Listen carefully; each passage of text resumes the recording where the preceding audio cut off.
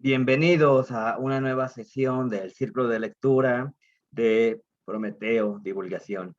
El día de hoy vamos a discutir sobre este libro, Un silencio inquietante, de Paul Davies, el cual nos habla desde la perspectiva de la ciencia, los esfuerzos que se están haciendo para tratar de encontrar vida en otros planetas, y nos habla de cómo tendría que ser una vida inteligente, qué características tecnológicas y demás, pues para poder hacer contacto.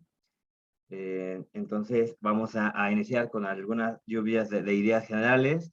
Quien quiera tomar la palabra, por favor, ¿qué le pareció así en términos generales? ¿Qué encontró de interesante? Sí, Edith, por favor. Bueno, a mí me pareció un libro muy fácil de digerir. Fue un libro que tenía muchas palabras simples y comunes para poder entenderlo. Entonces, sí fue muy fácil la lectura, pero a mí me interesó mucho la forma en la que fue como desarrollando todo y los ejemplos que daba con cierta interacción con algunas películas que, bueno, muchos hemos visto, y también como, sí, también, como mencionaba mucho a E.T., E.T., de las Sí. películas. Fue muy dinámico esa parte, me encantó. Y también es un tema muy interesante el hecho de la vida en otros planetas, porque muchas veces lo hemos discutido, pero simplemente por la ciencia ficción, ¿no? Por todas estas películas que, pues, o todos estos eventos que muchos afirman haber visto dentro del planeta, pero realmente lo hemos visto así como muy simple. Pero este libro ya te habla un poquito más ameno sobre todo lo que se hace, todos los departamentos que están involucrados, que no es una forma fácil de hallar cierta comunicación, ¿no? Entonces es como muy interesante todos los temas que aborda. Claro, se dice que un libro es la puerta a otros, y él menciona, digamos, en esta primera instancia, menciona que la novela de Contacto de Carl Sagan, un autor que ya hemos leído aquí, no recuerdo si ustedes se conectaron en esa sesión, en el de Dragones del Edén, pero tiene otra novela que se llama precisamente Contacto, y da como esta primera idea desde la ciencia ficción de cómo sería un contacto amigable, porque también menciona el de H.G. Wells, el de la guerra de los mundos, donde vienen a depredar y demás. Pero bueno, ahorita retomamos estas ideas. José, por favor. Sí, yo de manera muy general solo quería decir como, pues, que yo siempre pues he estado muy interesado en este tipo de temas, ¿no? En la vida extraterrestre, en cómo podría ser, y pues me pareció muy interesante leer un libro que aborde esta temática, ¿no? Y al final, de una forma en la que, pues, no fuera complicado entender los esfuerzos que se han realizado para obtener este contacto. Y pues creo que todos sabemos que se ha intentado pues contactar a la vida extraterrestre. Creo que lo sabíamos desde antes de leer el libro, pero es muy interesante leer un libro específicamente dedicado a que te cuenten eso, ¿no? Y pues no sé, es un buen libro para saciar esa hambre de qué es, de curiosidad de qué es lo que se realiza para buscar realmente esa vida extraterrestre que intriga tanto pensar cómo podría ser, cómo nos comunicaríamos. Es un buen libro para saciar esa curiosidad. Muy bien. Diego, por favor. Sí.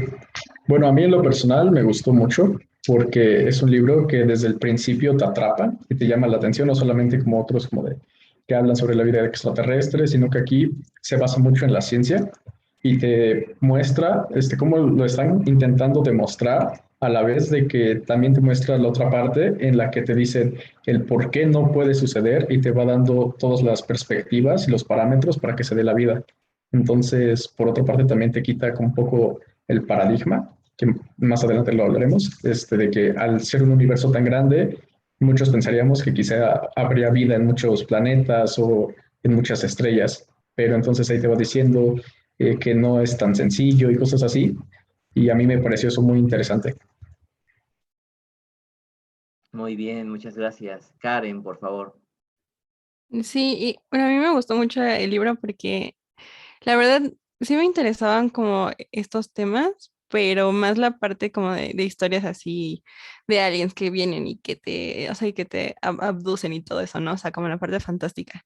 Pero ya verlo desde la parte de ciencia y que sí te, o sea, que te dicen, es, no, o sea, no es tonto, pero es como, mm, si piensas que la vida alienígena existe simplemente porque estamos en un vasto universo, pues sí tienes que planteártelo, ¿no? Porque hay muchas, o sea, estudiar la probabilidad, qué es lo que, o si la vida fue fortuita o no fue fortuita, y todas esas cosas que empieza a platicar al inicio del libro, pues sí te quedas así de, no, pues, o sea, tiene mucha razón, ¿no? O sea, nunca me lo había cuestionado, solo había dicho así como que, ay, sí debe haber aliens, porque, pues, ¿por qué no? Pero aquí ya lo plantea de forma como más científica, de hablando de moléculas, hablando de aminoácidos, cómo se creó el mundo, e incluso cómo, o sea, cómo nosotros asumimos que los aliens tienen nuestra misma inteligencia o nuestro mismo estilo de vida, o que siquiera han llegado como a esa ciencia, o que incluso ni siquiera como que se comunican en ondas de radio como nosotros. Entonces está bastante interesante el libro. Muy bien, muchas gracias. Carlos, por favor. Sí, bueno, a mí me pareció muy interesante el libro, o sea, porque empieza como, como precedentes, creo que es la palabra, de que, bueno, te va diciendo como de estos encuentros o este tipo de señales se han, encontrado en el espacio ya en el pasado, pero después como que lo van explicando, o sea, está muy interesante porque te lo van explicando, o sea, porque dicen, tantos millones de planetas, y nuestro único planeta es el único que conocemos en el que se ha repoblado la vida 2 veces, pues debe de haber habido algún planeta en el que en el que ha pasado por lo menos una vez.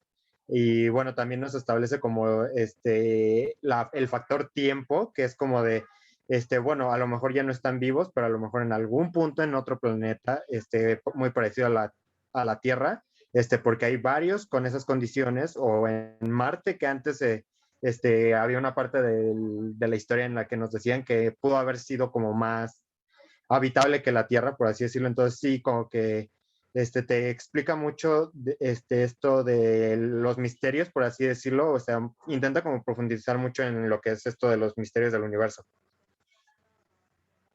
Muy bien. Anaí, por favor, dinos tus impresiones generales. Bueno, a mí, la verdad, cuando empecé a leer el libro, yo pensé que iba a ser como más de ciencia ficción, pero sin embargo, cuando me fui adentrando y nos empezaron a hablar sobre argumentos, ¿no? O sea, un argumento que me llamó mucho la atención fue como, ¿por qué esperamos vida? O sea, ¿por qué pues, esperamos buscar vida, o sea, rara, extraterrestre, diferente a nosotros, en otros países, en otros planetas, cuando ni siquiera hemos explorado el nuestro completamente, ¿no? Hablan de que ni siquiera conocemos la mayoría del océano y que probablemente ahí estén algunos organismos súper raros y súper diferentes a nosotros que pues podrían significar vida de otros lugares, ¿no? Porque como dice, tampoco estamos seguros de cuándo, dónde y cómo se creó la vida. Y queremos buscar más vida, entonces es como algo, primero, de replantearse, de cuestionarse realmente si, si primero debemos de buscar la vida o de encontrar las respuestas a esas preguntas. Entonces me pareció un libro muy interesante, de hecho muy fácil de entender, porque a mí realmente no me gusta como esos temas de la vida en otros planetas, pero aquí me hizo interesarme demasiado porque también lo asociaba demasiado con pues la biología, o sea, cosas que tú no pensarás que son como vida extraterrestre, vida rara. Entonces creo que estuvo muy, muy interesante y la verdad me gustó mucho porque cambió el enfoque que yo tenía sobre, porque yo era de las personas que decía, pues sí, no, debe haber vida en otro planeta, o sea, es muy grande el universo. Pero ahorita dice, eso es como un fundamento sin argumentos. Entonces, muy interesante el libro. Voy a ir retomando algunas cuestiones que dejaron ustedes planteadas. Por ejemplo, en los primeros capítulos habla de ciertos planteamientos filosóficos muy, muy interesantes. Hay uno que me gustaría retomar con lo que dice Anaí, porque dice ella, a mí no me gusta tanto el tema de vida extraterrestre. Cuando dices que no te gusta, lo dices en términos de que te desagrada, de que te da miedo, o lo dices en términos de que te aburre y no te gusta por desinterés, por apatía. No, me refiero, es que no me gusta porque lo que me pasó en este libro fue que la verdad me dio mucha ansiedad, o sea, me dio ansias de que no me dieran respuestas, ¿no? O sea, ellos hablan sobre tipo de ecuaciones de Draken, ¿no? O sea, que cómo la formularon y cómo se fue dando y cómo es lo que ellos piensan que con esa, la humanidad puede reencontrarse como, bueno, puede conectarse con alguna sociedad ya inteligente, ¿no? Y es eso lo que me da ansiedad, ¿no? Que algunas incógnitas ni siquiera las conocen, pero cómo las plantearon. O sea, eso es lo que realmente me provoca sobre conocer y hablar sobre vida en otros planetas, porque también he hablado, o sea, dicen que, pues, lo de la exploración que hizo la NASA a Marte, ellos creen que sí, o sea, en la tercera prueba que hicieron, ellos creen que sí pudieron encontrar vida, pero la NASA dijo que no. O sea, la NASA lo remarcó y dijo que no. Entonces eso también es como, pero ¿por qué? O sea, si realmente se consumió el caldo nutritivo y pues produjo el desecho, ¿por qué no lo consideran como vida? Entonces es algo que, o sea, no en el sentido que no me guste, me gusta, sí me llama mucho la atención, pero me causa ansiedad no tener las respuestas sobre muchos fundamentos que habla del, bueno, que embarca la vida en otros planetas. Muy bien. Aquí uno de los primeros planteamientos que son muy interesantes, que podemos debatir, es la idea de en ciencia ficción, como que es muy fácil caer en la idea de antropomorfizar a la imagen de un extraterrestre. Como lo único que conocemos de vida inteligente es el ser humano, pues se cae en creer que de haber vida extraterrestre, pues sería muy similar a la que está aquí. Y pueden ustedes visualizar, hagan un ejercicio rápido de imaginar, de intentar recordar 5 extraterrestres que les vengan a la mente del cine, de la literatura, qué sé yo, y casi todos pues son antropomorfizados. No sé, se me ocurre pensar, no sé, Alf, tal vez, Marvin el marciano, los xenomorfos de Alien, no sé, otros dos que puedo estar ahí atorado.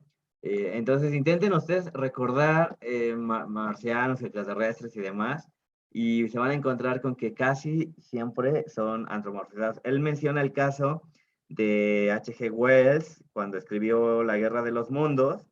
Dice, lo escribió en 1890, cuando Inglaterra era la potencia, digamos, por excelencia, tenía ahí sus colonias, y entonces las riquezas, las grandes riquezas eran empresarios que tenían mineras, de carbón, de oro, petroleras.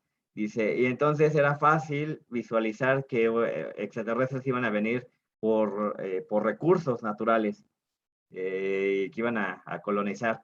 Eh, ¿qué, qué, ¿Qué dirían ustedes en ese sentido? Por ejemplo, en este ejercicio sencillo de tres extraterrestres que se les venga a la mente y digan si sí están antropomorfizados o su opinión en ese tenor. Edith, por favor.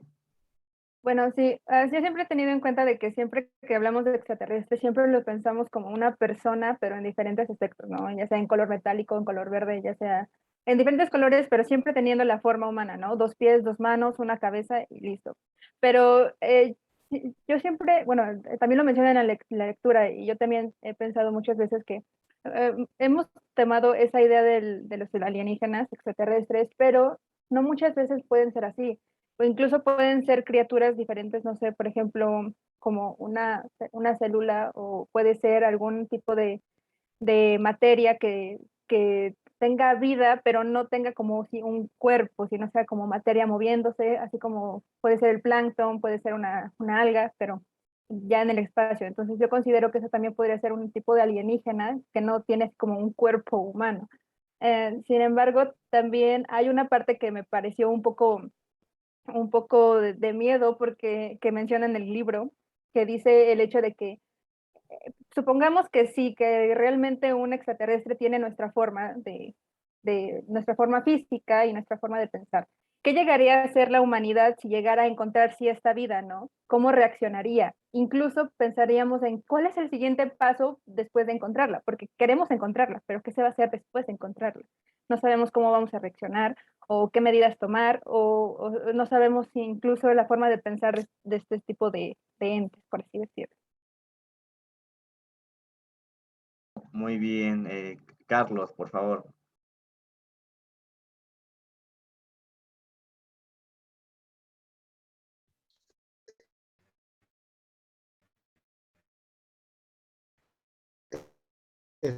Sí, bueno, no sé si me escucho bien porque creo que mi internet está un poco mal. Sí te oyes.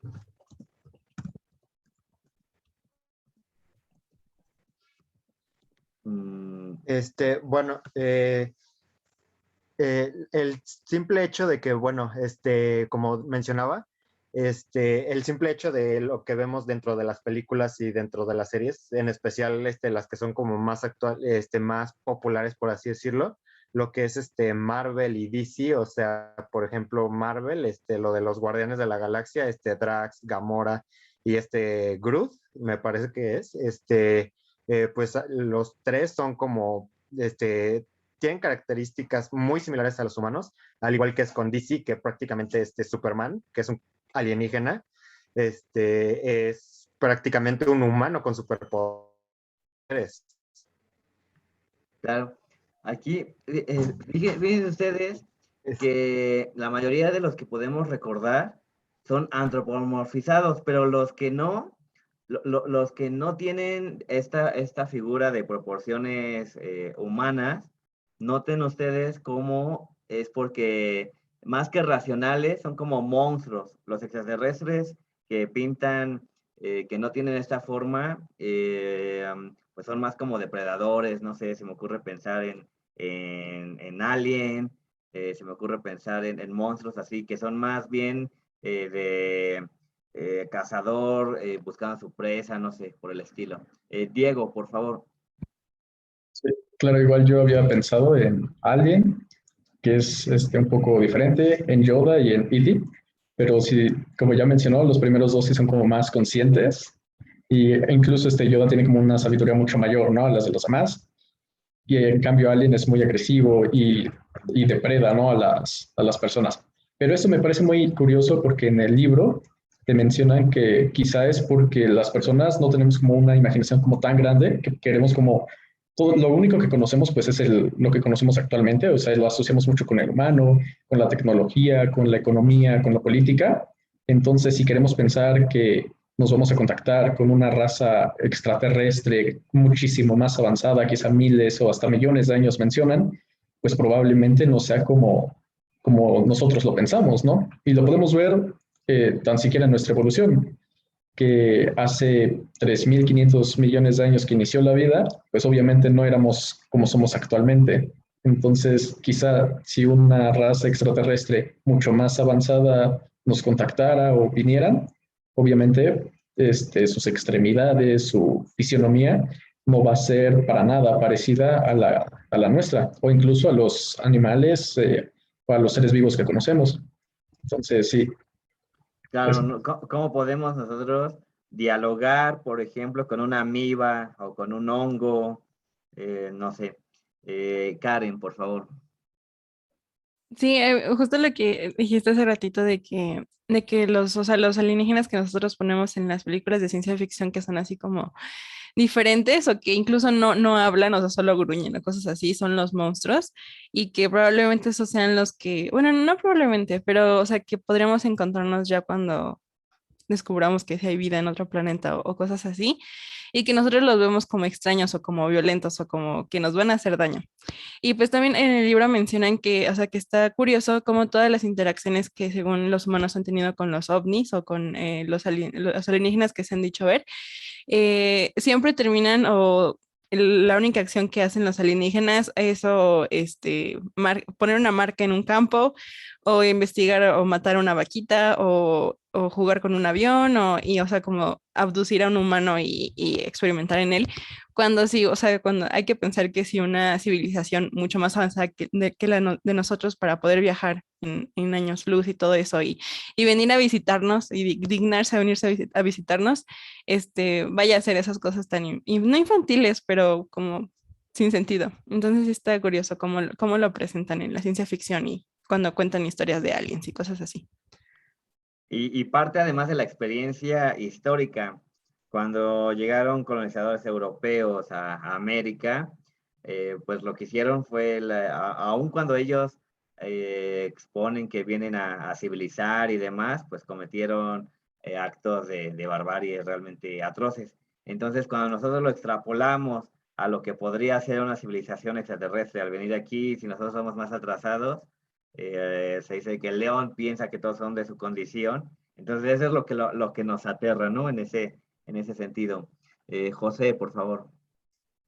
Yo iba a mencionar como que creo que esta parte del ser humano de querer como proyectarse a otras criaturas que ni siquiera conocemos, es un poco esa intención de tenerle un poco menos de miedo, porque pues al final el ser humano le tiene miedo a lo desconocido, ¿no? Entonces puede que esa visión de buscar una forma similar de vida en otros planetas, pues sea un poco ese intento de familiarizarse, ¿no? Porque pues por excelencia uno piensa en alguien y ve a un ser antropomorfo verde con cabeza gigante, ojos negros y pues eso es como el estereotipo, por decirlo de una forma, de lo que es un alienígena, ¿no? Y cómo realmente, justamente creo que por este miedo a lo desconocido, proyectamos las posibilidades de que pues un alienígena no sea así en criaturas más hostiles, porque les tenemos más miedo al ser algo que no reconocemos como natural. Ahora que lo menciono, me viene a la mente una película de hace 1 o 2 años más o menos, no creo que un poco más, pero una película que se llama Life, Vida Inteligente, que no sé si algunos la hayan visto, que es una película que a mí en lo personal me gusta mucho, pero es justamente un alienígena y pues al principio pues es solamente como un organismo microscópico y después va evolucionando conforme a los estímulos que va recibiendo, ¿no? Y esta criatura termina siendo muy hostil y mata a toda la nave, pero justamente es algo que no tiene una figura humana, ¿no? Y esa parte característica de lo que nosotros vemos como un alienígena, y pues que realmente podríamos encontrarlo más fácilmente porque la vida es imposible que haya evolucionado, bueno, no es imposible, pero es muy difícil que haya evolucionado de la misma manera en otros planetas, ¿no? Muy bien. Aquí igual se presta en este ciclo de lectura para la misma recomendación de otros libros, de otras películas, de series incluso, y se va diversificando esto. Anaí, por favor, ¿qué opinas tú en este orden de ideas? A mí, bueno, lo que dijo mi compañera anterior, o sea, creo que yo también lo he llegado a pensar así, de que lo llegan a plantear como de forma humana, porque es lo único que conocemos, es lo único que creemos y aparte lo vemos de forma inteligente, ¿no? Como mencionaste, pues, ¿cómo nos comunicaremos con un hongo? O sea, pues no, ¿cómo nos comunicaremos con algo? Pues no, o sea, solo nos conocemos a nosotros mismos, que somos capaces, o sea, de comunicarnos y de crear aparte, pues, tecnología. Entonces siento que el humano sí lo plantea como una similitud de él para, porque pues es lo único que conoce que puede, que es un ser pensante, capaz de crear y comunicarse. Entonces, opino lo mismo que mi compañera y también mi compañera anterior mencionó que los plantean haciendo realmente cosas muy, muy raras que no creo que si fuera una vida extraterrestre o alienígena lo harían, sinceramente.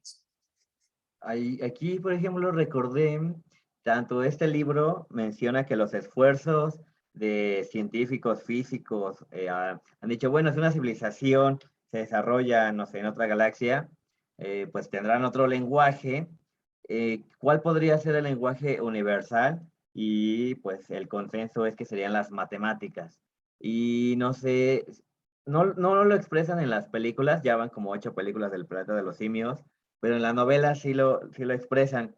En la novela del planeta de los simios, queda incomunicado el humano que sobrevive, se daña las cuerdas vocales, y la forma en la que él puede hacer ver que es inteligente es que escribe el teorema de Pitágoras y entonces, digamos, el teorema de Pitágoras, así como otros teoremas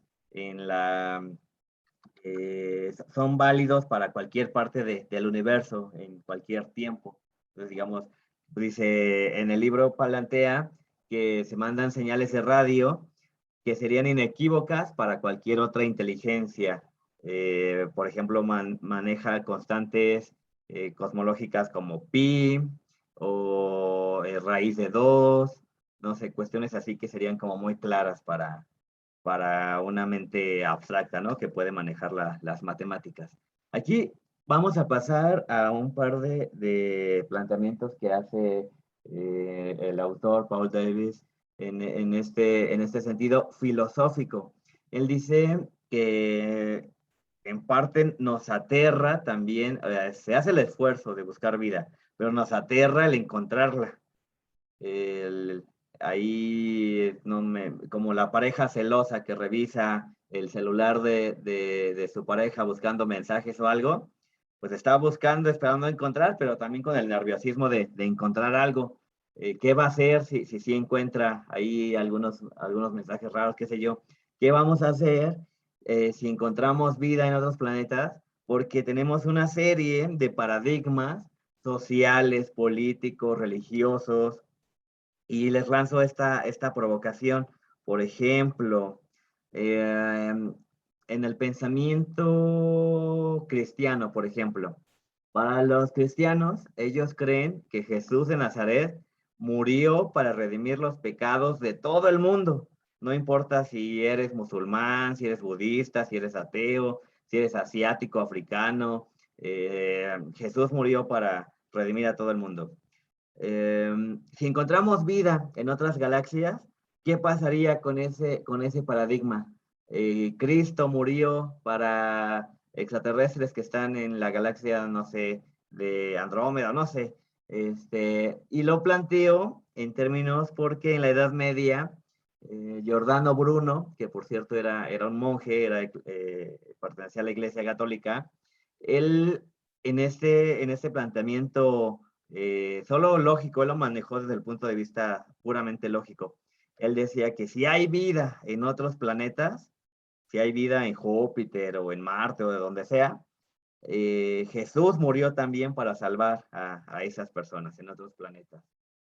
Y es un planteamiento tan raro que en la Edad Media pues lo quemaron.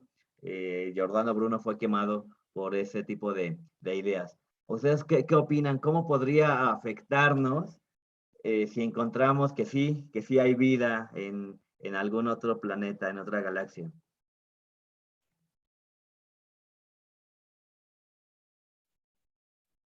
¿No? ¿Nadie se anima? Pues a mí me parece muy interesante pensar en ese tipo de cosas porque es como, o sea, realmente pues las religiones han evolucionado conforme ha evolucionado pues el pensamiento, la ciencia también ha influido en el pensamiento religioso, realmente todo lo que ha vivido el ser humano ha llevado a la religión, ¿no? Y creo que es muy interesante pensar en cómo este tipo de cosas que no hemos previsto podrían afectar a las religiones. Yo en lo personal, bueno, de hecho existe alguna teoría que dice que, bueno, pues obviamente relativamente nueva, que pues surge con el pensamiento de la vida extraterrestre, que dice que Dios realmente es un extraterrestre, ¿no? Y hay este tipo de teorías que se sustentan en el hecho de pues seres incomprensibles para un ser humano, y pues creo que este tipo de pensamiento podría evolucionar en caso de que se comprobara este tipo de vida, que se entablara una comunicación, una relación más cercana. Pues creo que este tipo de pensamiento podría evolucionar incluso en nuevas religiones, ¿no? En el pensamiento de que, no sé, alienígenas antiguos fueron quienes construyeron la vida como lo conocemos en la Tierra, o tal vez podría influir en un índice mayor de ateísmo incluso por justamente ese paradigma, ese choque. Creo que sería muy interesante pues proyectarnos en esa situación. Claro, la cienciología, por ejemplo, es esta religión a la que te refieres, que creen que hay guerras de alienígenas y que nosotros fuimos productos de, de experimentos genéticos y cosas así. Hay algunas críticas muy, ¿cómo podría decirlo? Pues muy duras, digamos, para quien no tiene tolerancia al pensamiento crítico. Caricaturas como South Park, por ejemplo, que han criticado y dicen, si no era suficientemente absurdo pensar la idea de un Mesías que nace desde una virgen y cosas así, pues ya está esta idea de los extraterrestres. Los mormones, si mal no recuerdo, ellos también creen que el paraíso no es una cuestión como metafísica, sino que al morir vamos a ir a un planeta. Y incluso ellos creen que si eres un buen mormón, si eres un buen cristiano, pero eres negro, pues vas a ir a un planeta de donde todos son de esa raza. Y si eres blanco, caucásico, vas a ir a un planeta donde todos lo son. Cosas por el estilo. ¿Quién más quiere participar en este tren de pensamiento? ¿Cómo podría afectar el descubrimiento? Karen, por favor. Pues yo creo que para algunos, o sea, como que crearía, no sé, es que para algunos crearía caos, porque el solo hecho de pensar, y creo que lo mencionan en el libro, de que la mayoría de los dioses vienen del cielo o habitan en el cielo de alguna forma como fuera de nuestro planeta, pues ya da pauta a pensar de que son extraterrestres, ¿no? O sea, uno lo piensa así como una posibilidad, pero para las personas que son así muy conservadoras, que su vida es como muy apegada a la religión y que es, o sea, toda su vida gira alrededor de ello, descubrir que igual y no son seres omnipotentes que ven por ellos, o sea, que se aseguran de que ellos estén bien, podría provocar muchas, no sé, crisis existenciales y pues cuestionamientos de todas las voces que han fundado la humanidad de cierta forma. Pero pues creo que, o sea, igual y sí lo podemos soportar, no sé, sería cuestión de ver. Y creo que si seguimos buscando vamos a encontrar, entonces pues hay que prepararnos para eso. Bueno, la ventaja para los religiosos es que la fe consiste en cerrar los ojos a lo evidente y creer a ciegas en lo que no es. Entonces, digamos, ellos no tendrían tanto problema. Pero sí habría que ver cómo evoluciona esto en la creación de nueva mitología, de nuevas religiones, por ejemplo. Carlos, por favor. Sí, bueno, tuve que apagar mi cámara porque sí está muy mal mi internet. Espero que no haya problema. Pero bueno, respecto a lo que dicen, pues crearía, sí, como dicen, un caos y en cierto modo también como cierta reflexión, o sea, porque, por ejemplo, todo lo que ha pasado, dentro de nuestro mundo, dentro de la humanidad, es como de, algunos sí llegarían a pensar, o sea, tanta guerra, tanto conflicto y todo ello para, en vez de estar como todos unidos en sí, porque bueno, o sea, prácticamente nos estamos masacrando entre nosotros y en dado caso de que, bueno, no sé, pero tal vez los alienígenas puedan ser hostiles, entonces pues nos estamos masacrando entre nosotros mientras que deberíamos de estar trabajando juntos como para protegernos o tanto conflicto siendo tan insignificantes para estar tan solo en un planeta, entonces pues sí pondré como muchas cosas en retrospectiva. Creo que el autor lo maneja, el planteamiento científico, y hay un protocolo para la ONU de qué harían las Naciones Unidas en un caso de encontrarnos con un contacto extraterrestre y cosas por el estilo. Anaí, ¿tú qué piensas? La verdad es que este tema de la religión y los extraterrestres siento que nunca, no harían buena combinación. O sea, me lo pongo a pensar realmente y digo, es que siento que es algo que no deberíamos de decirles jamás, porque la fe es muy fuerte. O sea, yo he visto, bueno, los que son creyentes, como dices, tienen esa fe de cerrar los ojos y creer en todo y dudar, o sea, dudar de lo que es comprobable, pero creer en lo que, pues no, o sea, en lo que realmente no se puede comprobar. Entonces yo siento que sí sería como, sí habría problemas realmente, porque personas que estamos, o sea, desde muchísimo antes de que esté la religión y que lleguen y te digan que no es como tú la planteas, que te cambien la idea, siento que es un golpe que la humanidad como que, bueno, la mayoría de la humanidad como que no estaría lista por, por lo, por su, ¿cómo se? Por lo fuerte que es su creencia. Entonces siento que son temas que no debemos involucrar, bueno, siento que yo desde mi perspectiva que no se deben de involucrar Ajá. porque los humanos cuando nos dicen que algo no es como nosotros pensamos y llevamos años, siglos creyéndolo, nos, se nos va a ir todo, o sea, nos va a cambiar totalmente la forma de cómo visualizamos las cosas. Por ejemplo, hay grupos, yo lo he visto sobre todo con grupos cristianos, no sé si hay alguna otra religión, yo no lo he visto, pero lo he visto con grupos cristianos en que ellos hacen sus cálculos según los números que manejan la Biblia. Dicen, no, es que el planeta Tierra solo tiene 5.000 años de existencia, Dios lo creó y tiene 5.000 años, o 8.000 años, no se ponen un número ahí X, ¿no? Según sus cálculos.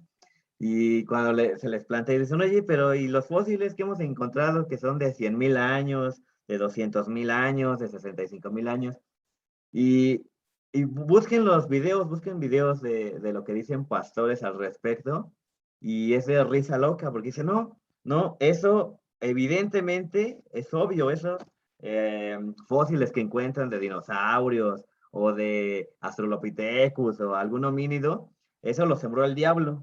Eso lo sembró el diablo para minar nuestra fe, para socavar, entonces es una cosa pues muy rara, ¿no? El autor también lo maneja él en un principio, maneja él dos frases, una de Carl Sagan, que dice, hechos extraordinarios requieren de pruebas extraordinarias. Entonces, esto es increíble porque entre más fantasiosa sea una afirmación, la evidencia tiene que ser en esa proporción. Y hay otra, no recuerdo cómo se llama, habla de un monje en la Edad Media, Ockham me parece, no estoy seguro, eh, en donde él tiene un planteamiento sobre la carga de probabilidad que tiene un argumento dependiendo de lo probable que sea esta afirmación. Y él lo pone en un ejemplo como muy pedestre, ¿no? Muy cotidiano. Si yo le compro a una marca no sé, de leche, ahorita voy a inventar que es Lala, y me llega mi litro de leche Lala, y en la mañana me llega más temprano, llega a las 6 y me llega a las 5 de la mañana, hay dos posibilidades. O el lechero llegó antes, o la vecina me dejó por error su litro de leche. Y entonces empiezas a ponderar qué tan probable sería una cosa y qué tan probable sería. Parecido a lo que es la navaja de Oca. Pero bueno, para seguir al siguiente planteamiento que es muy interesante en el autor, él menciona que hay personas, digamos, que no están en la comunidad científica, pueden tener una profesión cualesquiera o un oficio, qué sé yo, y plantean esta idea, bueno, ¿por qué hay esfuerzos serios de científicos, universidades, arriesgando todo su prestigio en buscar vida alienígena y no en probar científicamente la existencia de los fantasmas o de las percepciones, telepatía o estas cosas sensoriales? ¿Qué opinan ustedes en este sentido? Porque hay esfuerzos desde la ciencia para probar, para buscar más que no probar, sino para buscar vida en otros planetas, pero cualquier científico que se precie de hacerlo y cualquier persona sensata no va a buscar, desde la ciencia al menos, el probar que haya fantasmas o la vida después de la muerte. ¿Qué opinan ustedes? En base, obviamente, a lo que se leyó en el libro. Sí, Carlos, por favor. Bueno, yo pienso que más bien, o sea, el espacio al ser tan extenso, pues, como dicen, bueno, ya lo había dicho previamente, pero la Tierra ya tuvo como dos grandes poblaciones, se generó la vida dos veces, entonces, pues, ahí entra como la, interrogación de que por qué en este planeta, se ha generado la vida 2 veces y en algún otro planeta no se haya generado una vez. Ya sea cualquier tipo de vida, ya sean bacterias, plantas, cualquier cosa. Porque, bueno, en Marte decían que había agua y aunque fuera escasa, tenía la posibilidad de que se generara la vida. Entonces, pues, como que se van mucho como por estas pruebas de que a menos de que la Tierra sea algo en especial o tenga algo muy específico, ¿por qué no se genera en otra vida? Y siento que los fantasmas es algo como más místico, o sea, como algo, como intentar explicar como algo incorpóreo, o sea, sería como más difícil que intentar averiguar en el vasto universo, como otros seres vivos en sí. ¿Tú qué opinas, Diego? Yo, bueno, lo que planteaba el autor es que sí, también está mucho como esta duda, ¿no? Entre por qué buscamos demostrar aliens, pero no fantasmas, no cosas místicas. Pero lo que él lo responde es como de, bueno, porque en la parte de los aliens y todo eso ya hay una teoría. Es lo mismo como preguntar, bueno, ¿y por qué estamos investigando la física cuántica, no? ¿Por qué quizá buscamos una teoría de superposición cuántica en la que dos objetos pueden estar en el mismo lugar si eso no existe, digamos que en el mundo conocemos, ¿no? Entonces, lo que él plantea es que tanto hay ecuaciones matemáticas como leyes físicas, que ya es un estudio mucho más sólido, con muchísimo más pasado. Entonces, obviamente, ahí ya puedes basarte en algo para seguir y conseguir tu hipótesis, ¿no? Demostrar tu hipótesis. En cambio, un fantasma, como lo mencionaste, es como más sensorial, ¿no? Y aunque muchas personas lo compartan, también yo creo que es una parte que tú te dejas como influenciar y que te dices, ah, no, es que en este lugar vas a sentir algo, se aparece una niña a las 11 de la noche, ¿no? Entonces ya llegas con esa idea y dices, ah, ¿y si se me parece? ¿Y si me pasa algo? Y entonces puede que pase una sombra, un gato o algo así. Tú dices, ah, sí, se me apareció, y le cuentas a alguien más, y entonces esa persona pues va influenciando, ¿no? Y entonces ya digamos que es algo como más objetivo, que no tiene como tantas pruebas fehacientes. En cambio, como ya se demostró que quizá los microorganismos pueden soportar dentro de las rocas y las cualidades del espacio exterior y que pueden mantenerse vivos, pues entonces, como él menciona, que quizá en un meteorito llegó en otro planeta similar a la Tierra, quizá muchísimos millones de años luz, pues pudiera desarrollarse la vida con ciertas características, porque ya pasó en la Tierra y es algo que se demostró. Entonces, digamos que científicamente ya está demostrado y lo otro no está como tan basado en esta parte, entonces no tiene tanto caso buscarlo ni demostrarlo. Claro, una de las teorías de la vida, digamos, del origen de la vida más aceptadas es el caldo primitivo de Opari, ¿no? Ya con las variaciones modernas. Pero también está la teoría de la panspermia, de que la vida llegó, que en algún meteorito venía ahí algún microorganismo y así inició. Karen, por favor. Sí, bueno, yo iba a comentar rápido, pero es que Diego me ganó el comentario porque también iba a decir de los fantasmas y lo de los neutrinos, o sea, que no se puede ver ninguno de los dos, pero que obviamente los neutrinos tienen como, o sea, no se imaginaron a los neutrinos primero y luego desarrollan la matemática, sino que desarrollaron la matemática y luego ya, sí, o sea, plantearon como esto de los neutrinos, ¿no? Y que, o sea, con los fantasmas no sucede lo mismo. Pero ya que, o sea, que mencionas esto de lo del caldo, a mí me parece muy impresionante porque cuando bueno, o sea, te lo explican en la clase de biología de preparatoria, de secundaria, te dicen que de este caldo, o sea, es una buena teoría, pero ya después aquí, o sea, en el libro no dice que sea mala, pero dice que no explica precisamente por qué solo se forman aminoácidos y aminoácidos se pueden formar en cualquier lugar. Entonces, que, o sea, que sí, o sea, que la vida es algo más profundo, más complejo y que todavía eso no le encontramos explicación. Entonces me pareció incluso, o sea, ya que creo que en esa parte del libro ya se vuelve más científico, porque empieza a hablar de otras cosas como células que o microorganismos que pueden estar basados en otro tipo de elementos de la tabla periódica o incluso basados en elementos que nosotros no conocemos en lugar de la química del carbono, que es en lo que se basa nuestra vida, ¿no? Entonces está bastante interesante. Claro, nosotros estamos en esa estructura de carbono. ¿Alguno de ustedes recuerda? Era muy clásico usar este acrónimo en las clases de secundaria, en la prepa. ¿De qué está hecha la vida en el planeta Tierra? ¿De chomps? Chomps, muy bien, ¿qué es? Era carbono, hidrógeno, oxígeno, fósforo, chomps y azufre, creo que chomps. Ajá. Sí, bueno, la N es de nitrógeno y S de azufre, sí. Y entonces se planteaban que a lo mejor podría ser en algunas otras condiciones del universo a base de silicio, por ejemplo, podría ser alguna de las posibilidades. José, por favor, ¿qué opinas en este sentido? Bueno, ahorita mencionó algo que justo yo iba a mencionar después del comentario de Karen, que me parece muy interesante, que es pues que se plantea la posibilidad de que la vida se hubiera originado a base de silicio, ¿no?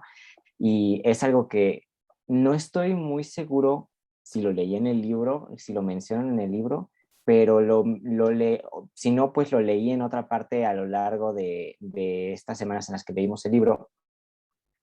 Y es muy interesante ver cómo, a pesar de que pues no es la unidad básica en nuestro planeta, la química del silicio es relativamente similar a la del carbono y permitiría bajo pues condiciones distintas, pues que formara igual lo que hace al carbono tan particular, ¿no? Que es justamente esta posibilidad de formar cadenas largas y complejas con muchas ramificaciones y pues con muchas configuraciones distintas unidas a diferentes elementos. Y pues el silicio también bajo otras condiciones puede lograr lo mismo. El silicio también podría formar esos 4 enlaces característicos del carbono y es algo pues muy interesante pensar en qué cambiaría biológicamente en un ser vivo si en vez de carbono fuera silicio, o sea, las cadenas serían más cortas, los organismos buscarían otras fuentes de energía. Es muy interesante pensar en cuánto cambiaría simplemente por el hecho de cambiar un elemento por otro. Y pues no sé, me parece muy interesante esta parte del silicio en particular. Es un elemento muy interesante que bajo condiciones muy distintas, en algunas películas creo que lo abordan, pues podría ser también la base de la vida. Muy bien.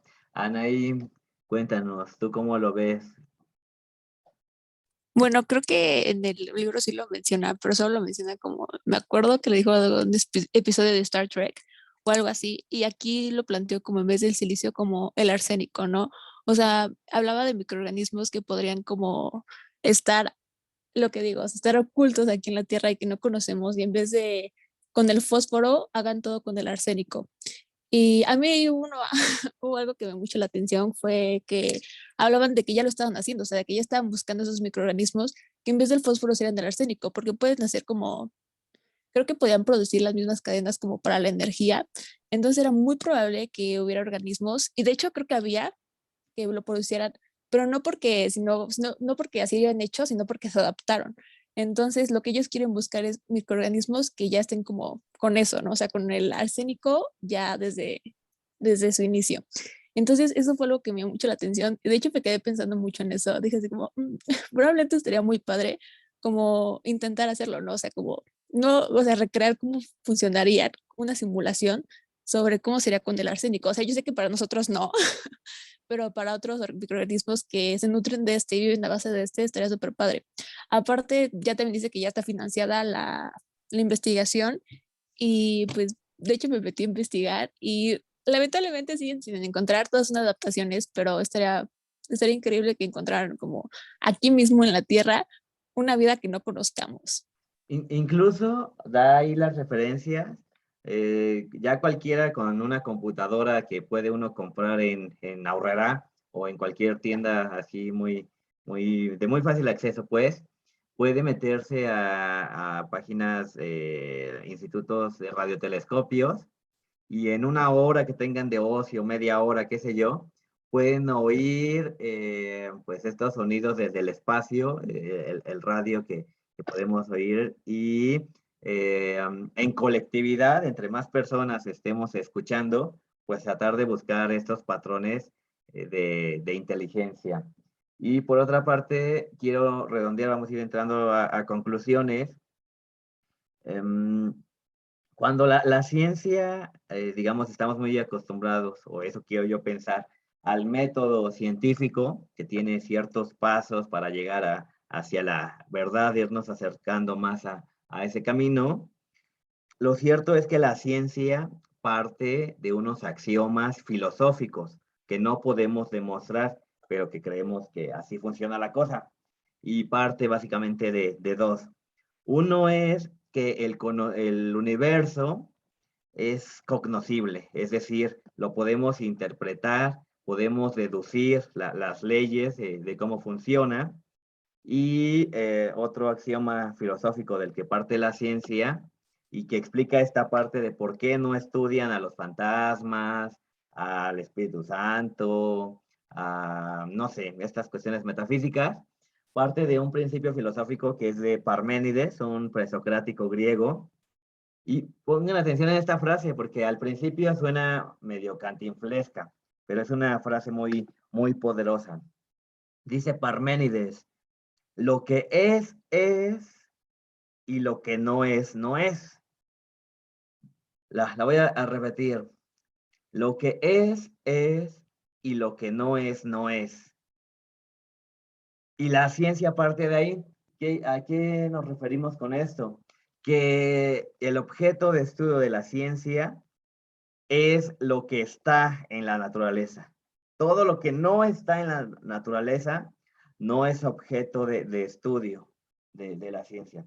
Así pues, si ustedes ven que alguien que se diga científico diga, aunque tenga una máquina de lo que él quiera, lo quiera adornar con cuestiones tecnológicas, decir, yo voy a estudiar los fantasmas, tengo esta cámara infrarroja o tengo esa cámara que puede leer el aura o cosas así, pues es charlatanería. La ciencia parte de que solo estudia lo que está dentro de la naturaleza.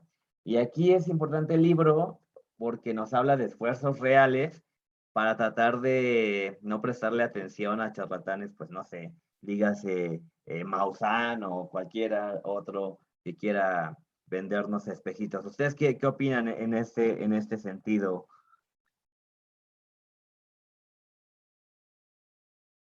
Igual pueden decirnos si les pareció rara la frase, el silogismo de Parménides o del pensamiento crítico, de la charlatanería. ¿Qué opinan?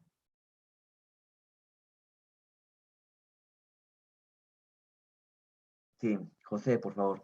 Yo solo quería mencionar como de rápido la similitud de este pensamiento de lo que es y lo que no es, no es, que puede sonar como un poco tonto al inicio, como, pues obviamente lo que es y lo que no es, ¿verdad?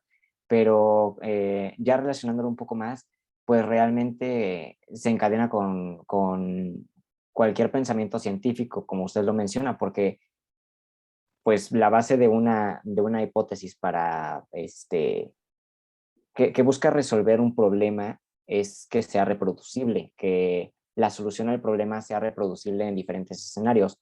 Y aunque pues siempre existe una excepción a las leyes que existen para explicar la física, pues parte de esto, ¿no? De algo que sea reproducible y que se pueda demostrar que realmente este fenómeno existe y se puede explicar de esta forma. Creo que es muy interesante, o sea, como una frase tan sencilla y tan simplista puede resumir pues realmente todo el pensamiento científico hasta cierto punto. Y aquí es muy importante ver es tener claros los pasos del método científico, porque el que lo podamos reproducir, que lo podamos replicar, experimentar en las mismas condiciones.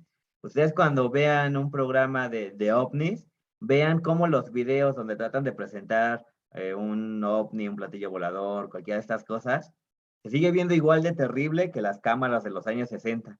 No hay un solo video que se vea medianamente decente, todos son oscuros o hay tanta luminosidad que no puede uno sacar nada en claro, deja mucho a la interpretación.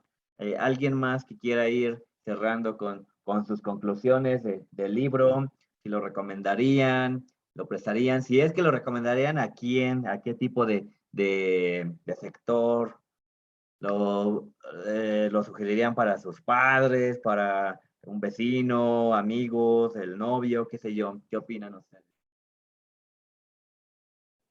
Bueno, yo considero que es un libro que podría abrir mentes jóvenes, porque ahorita como está todo esto popular del que es Marvel, DC, las películas de alienígenas y todo esto, yo siento que este libro, como ya lo mencionamos en el principio, es muy fácil de entender, serviría mucho para crear pues estas incógnitas y resolver como ciertas dudas en cuanto a lo que es ciencia ficción y lo que es realidad y cómo surge esta, ¿no? Y como dicen, pues también apartar como ese tipo de, de ficción de lo real para estas personas. Por ejemplo, a mi hermano tiene 14 años ahorita y pues le fascina todo esto del espacio y todo esto. Entonces yo siento que le voy a prestar el libro, sí, porque le va a abrir mucho, bueno, él va a entender mucho más de esto porque él está un poquito más empapado del tema, entonces sí, le va a funcionar bastante. Entonces siento que yo sí prestaría un libro de estos a niños como de su edad. Muy bien, muy bien. Ahí nos cuentas luego qué generó en tu hermano, qué opinó. Uno nunca sabe, 14 años, le queda todo un trecho por decidir. A lo mejor lo anima a estudiar astrofísica o algo por el estilo, uno no sabe. José, por favor. Yo rápido solo quería mencionar un poquito de lo que dijo Edith y cómo, pues realmente es un libro que, como es digerible, pues puede ayudar a fomentar esa curiosidad, ¿no? Que creo que es justamente la base de cualquier persona que se decanta por un área científica. Lo primero que nace es la curiosidad y normalmente ese tipo de curiosidad nace con las cosas más extremas, o sea, con las cosas que no podemos ver, las cosas que no podemos explicar, y creo que es un libro muy bueno para eso, siendo un tema que pues realmente nadie puede explicar, pues fomentar esa curiosidad de yo quiero saber qué es lo que está pasando y no solo en esto, sino también en otro tipo de temas. Creo que es un libro que se presta para eso. Muy bien, muy bien. Karen, por favor, dinos cuáles serían tus conclusiones, tus generalidades. Pues la verdad es un libro que está bastante digerible y que yo creo que no se lo recomendaría como a mi hermana porque no le gustan esos temas, pero yo creo que a un amigo que incluso me había estado contando como de que estaba leyendo libros de ciencia ficción que hablaban precisamente de de este cuestionamiento de los extraterrestres y la religión y cómo afectaría al mundo y cómo incluso se está formando como o cómo la humanidad se adapta. Bueno, me contó de uno de esos libros que la humanidad se adapta a este fenómeno de los extraterrestres, creyendo que hay un creador universal, o sea, como superior, así no solo del mundo del planeta Tierra, sino de todo el mundo. Entonces creo que le interesaría bastante como ver algo de ciencia respecto a este tema. Entonces, yo creo que sí lo recomendaría. E invítalo, aquí en Prometeo vamos a empezar el ciclo de lecturas de ciencia ficción. Vamos a ir leyendo. Que la idea va a ser leer ciencia ficción como punto de partida para ver qué dice la ciencia, lo que conocemos actualmente, con respecto a algo que se pensó desde la imaginación. Diego, por favor, dinos cuáles serían tus conclusiones. Pues es un libro muy interesante y yo creo que bueno, yo sí lo recomendaría a muchas personas que quizá como que aún, bueno, a personas que quizá aún no son como muy activos en la lectura, probablemente no, porque, eh, yo, porque quizá como que no se peguen tan rápido, pero para aquellos que están empezando y que les interesa mucho la ciencia ficción y ver la posible existencia de aliens desde un punto de vista más científico, más real y que puede existir, yo creo que para ese tipo de personas obviamente se los recomendaría porque les viene como anillo al dedo, e incluso para gente un poco más grande que quieren leer algo, distraerse por un momento de sus actividades, de su vida cotidiana, lo toman, lo leen 5 minutos al día, 15 minutos, yo creo que vendría perfecto para ellos. Muy bien. Aquí, a mí en lo personal no me gusta este concepto de los 15 minutos al día. De hecho, era una campaña del fomento a la lectura, bastante mala, creo yo. Primero, porque eran con personajes que uno podría apostar, no el brazo, pero la mano quizás, a que nunca han tomado un libro en las manos. Futbolistas, cantantes de banda, que no es por menospreciar el género, pero pues a todas luces nunca han tomado un libro.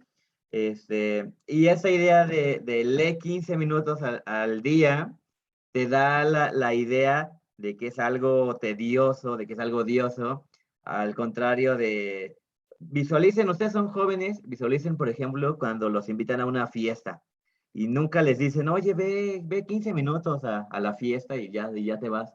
Se entiende que si es algo agradable, disfrutable, pues llegas a las 10 y te vas, no sé, cuando quieras, al otro día incluso. Cuando es algo agradable, pues no pones un límite en el tiempo. A mí siempre me ha parecido una campaña bastante pésima, pero podríamos ir pensando nosotros los que estamos con esta idea de querer divulgar, pensar mecanismos de hacerlo interesante. Yo pienso tal vez en que podríamos hacer algún día un maratón quizás de películas de ciencia ficción y discutirlas, no solo verlas, no solo comer las palomitas, sino decir, oye, mira, en esta película se plantea que el extraterrestre es violento y atacaría a la humanidad. En esta se plantea que la civilización quiere darnos herramientas tecnológicas para que superemos la barbarie. No sé, creo que un ejercicio así podría ser muy interesante. Anaí, ¿tú qué opinas? ¿Cuáles serían tus conclusiones? Bueno, yo la verdad, mientras estaba leyendo el libro, pues yo estudio biotecnología. Entonces, mientras leía, tengo una amiga que también estudia biotecnología. Y la verdad es que cada vez que comprendía algo o algo me impactaba demasiado, se lo compartía a ella. O sea, era la primera persona en decirle, oye, ¿qué crees? Acabo de leer esto y esto y esto, ¿no? Entonces yo creo que este libro sí es fácil de digerir, pero no creo que a todos les llame la atención. Verdaderamente que habla, o sea, te habla sobre el por qué no hemos, o sea, no hemos encontrado como vida. Entonces, y te lo explica con fundamentos científicos. Entonces siento que pues a muchas personas no les agradaría la idea. De hecho, pues también se lo comenté a mi mamá y me dio mucha risa porque lo primero que me dijo y fue como, ¿y qué tal si la NASA nos miente? No, o sea, ¿y qué tal si ya encontramos vida y la NASA nos sigue mintiendo? ¿No? Y empezó a sacar muchas teorías como en contra de todo lo que había hecho la NASA. Entonces yo creo que a ese, bueno, a mi mamá como personas ya así que no les interesa tanto, no se lo recomendaría, pero a personas que pues, les gusta indagar, les gusta como el conocer y el saber, yo creo que, y aparte del pensar, ¿no? Este libro te hace cuestionarte muchas cosas que pues antes no las planteabas, entonces yo creo que se lo recomendaría a personas, bueno, sea un grupo de personas específico, que es como a los que les gusta como la nanotecnología o la biotecnología o algo así como así centrado hacia ese aspecto. Aquí varios de ustedes, si no es que todos, han sugerido esta idea de recomendárselo a quien tiene gustos afines. Yo les sugiero, como experimento social, que hagan eso, pero hagan lo contrario también. En psicología, y ustedes lo pueden ver en sus redes sociales, en psicología se ha estudiado un fenómeno que se llama la cámara de eco. La cámara de eco es que ustedes, por ejemplo, en redes sociales, tienen ustedes una tendencia política, por ejemplo. La coyuntura actual, ustedes apoyan a Andrés Manuel López Obrador, por ejemplo. Y entonces el algoritmo de Facebook los va a ir orillando a personas que piensan similar a ustedes. O por el contrario, si ustedes no apoyan este régimen político, el algoritmo de Facebook los va a ir vinculando con personas que piensan similar a ustedes. Y este fenómeno se llama cámara de eco. Ustedes lanzan un estímulo a la red social y van a recibir respuestas similares, a personas que piensan muy parecido a ustedes. La idea interesante sería ir platicándolo con personas que sí tienen esa afinidad, pero también con quien no. Por ejemplo, Anaí menciona el caso de su madre. Podrías intentar facilitarle el libro, que lo lea, que tome sus opiniones. Y lo padre de esto es que no es la palabra de Dios revelada, no es de que lo tengan que creer a rajatabla. E incluso vienen ahí fuentes, uno, insisto, puede bajar los programas a la computadora y escuchar estas señales de radio que vienen del universo. Y bueno, no le voy a creer a la NASA, yo por eso, como no le creo a la NASA, no es Moisés que bajó del monte Sinaí con las tablas que Dios escribió con su dedo, yo no le voy a creer, pues voy a meter estos programas, voy a ver qué escucho, qué puedo oír del universo, No toda la vida, porque pues tengo que trabajar, tengo que estudiar, tengo que hacer las labores domésticas, etcétera. Pero no sé, una hora que le dedique a la semana, pues no se pierde gran cosa. Hagan el intento, hay que divulgar, hay que promover, no solo con los que tienen nuestras ideas afines, porque vamos a caer en esa cámara de eco, sino hay que confrontar ideas. Yo en lo personal, por ejemplo, soy ateo, pero me gusta debatir con personas que tienen otros credos, otras religiones, y esto enriquece el pensamiento. Igual, pues, con otras cuestiones. Les voy a mandar después, les puede parecer interesante, porque vimos esta teoría de Oparin, la de Panspermia y otras. Hay unas críticas que hace, creo que la hace Padre de Familia, que habla sobre evolución y habla de la idea de Darwin y la idea creacionista. Y pues las discutimos. No sé si alguno ya la vio, pero bueno, no les robo más su tiempo. Les agradezco muchísimo que se hayan tomado la dedicación para leer el libro y pues el tiempo para conectarse. Si alguien quiere decir alguna palabra de despedida, es bienvenida. Y si no, pues esto sería todo. Muchísimas gracias.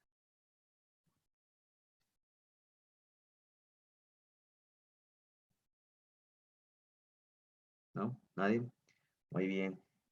Pues estamos en contacto. De nuevo les agradezco. Y síganos en la próxima sesión de Prometeo. Vamos a leer un libro interesantísimo. No lo he leído, pero por las referencias que tengo de él, es interesante. Vamos a leer El Neuromante, que es ciencia ficción, ya propiamente dicho, es una novela. Y es una novela que inspiró las películas de Matrix. Esta idea de que tal vez la realidad que vivimos, que podemos palpar, ver, oler, no es la realidad verdadera. Digamos que parte de esta novela del cyberpunk. Entonces ahí si tienen la oportunidad de leerla, nos vamos a conectar el 4 de noviembre. Pues muchas gracias de nuevo y hasta la próxima. Gracias, hasta Muchas luego. gracias, Muchas hasta gracias. luego. Hasta Hasta luego. luego.